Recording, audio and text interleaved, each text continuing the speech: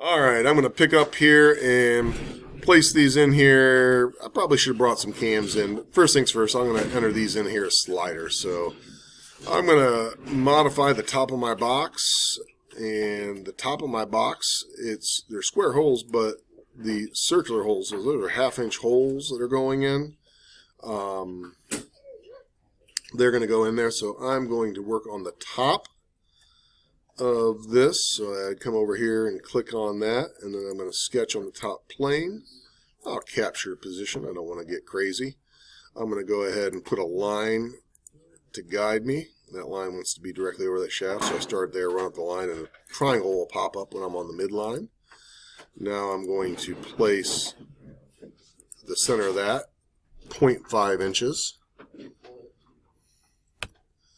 And then I'm going to do that again. I'm going to come over here, place one here, and I'll space these. That's going to be 0.5. I'm going to put one more right here, 0.5. All right, then I'm going to dimension here. I'm going to put an inch between these two. 1 inch, an inch between these two, 1 inch. I'm going to hit finish sketch. I'm going to extrude these down. Come down here and cut through. All right. Now I'm going to go ahead and put the bushings where they go. So I'm going to go do some assembling. Joint. I'm going to put that one there. Make sure that's rigid. Okay. I'm going to place this one.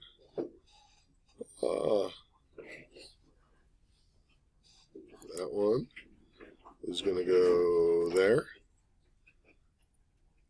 That's rigid. It'll stay rigid. And lastly, I'm going to place that one there and hit OK. All right. Now I'm going to put in some sliders. I go to the joint, and now I'm going to put that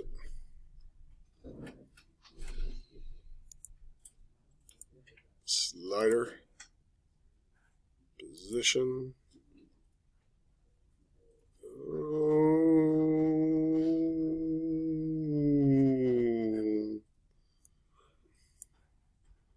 Man, it's giving me a hard time here selecting the right face. Alright, I'm pausing the video. Alright, I'm back after what seems like 3 years, but I now understand how to make this work. So I'm going to assemble, joint, motion has to be set to slider, and then what I'm doing is I am choosing mid-face of that face. I'm coming over here, and I want that face to ride against that face. Now, the problem is, and I'll go ahead and show you, I'll hit OK. It looks right, but watch when it moves. That's not what I want. So I'm going to go and edit the joint that I just did. Edit that joint. Go to motion. And then I have the axis. If I go on the y-axis, look what it does. Oop, that is right. If I go on the z-axis, it would slide like that. I want that sliding on the y-axis like that. I'm going to hit OK. And then I'm going to repeat said process for these two.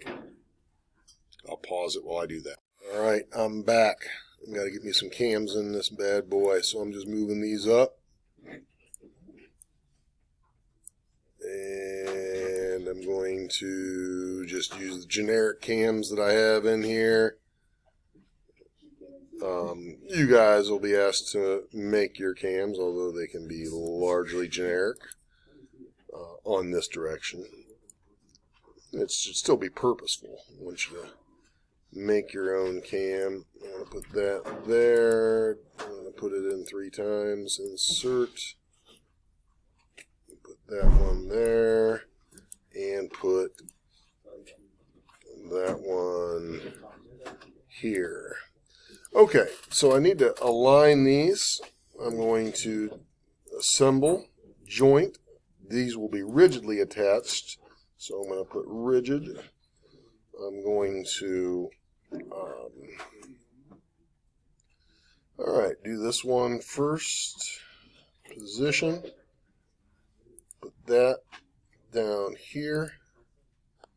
And then slide that underneath.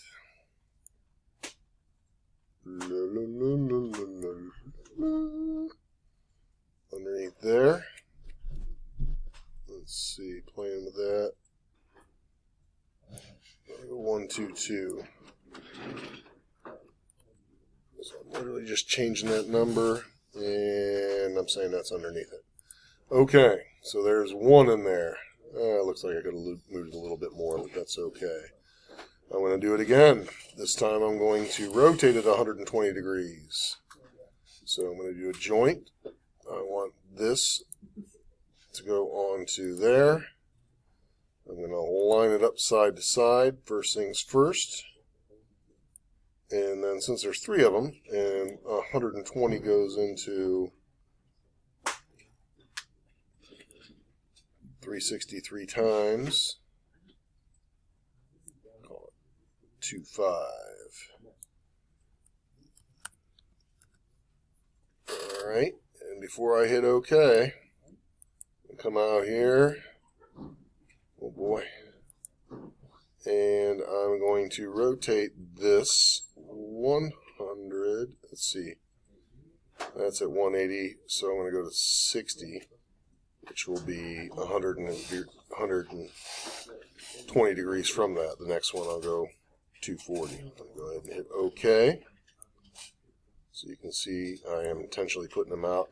You know, I might do, if I did 6 of them, then I might offset them 60 degrees. But I'm going to, I'll be right with you, man. I'm going to go ahead and put this last one in. Trying to get this done while I'm sharpening my train of thought, which becomes more and more important as age sets in. All right. Click right there. Bring that in. Square this one under.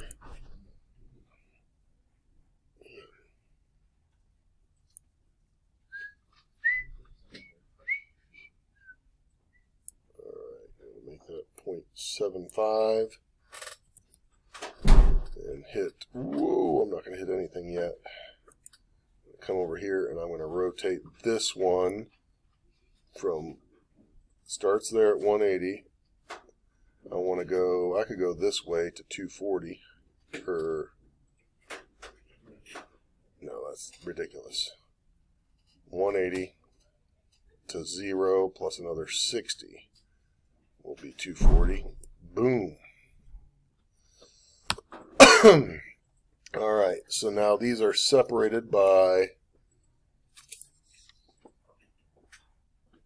120 degrees. So I put that on there, and as I locked them in and positioned directly underneath the shoes, I rotated them, and you can change that, but that should be a pattern. That shouldn't be randomly placed on there. Now all I need to do is go in and do some tangent relationship.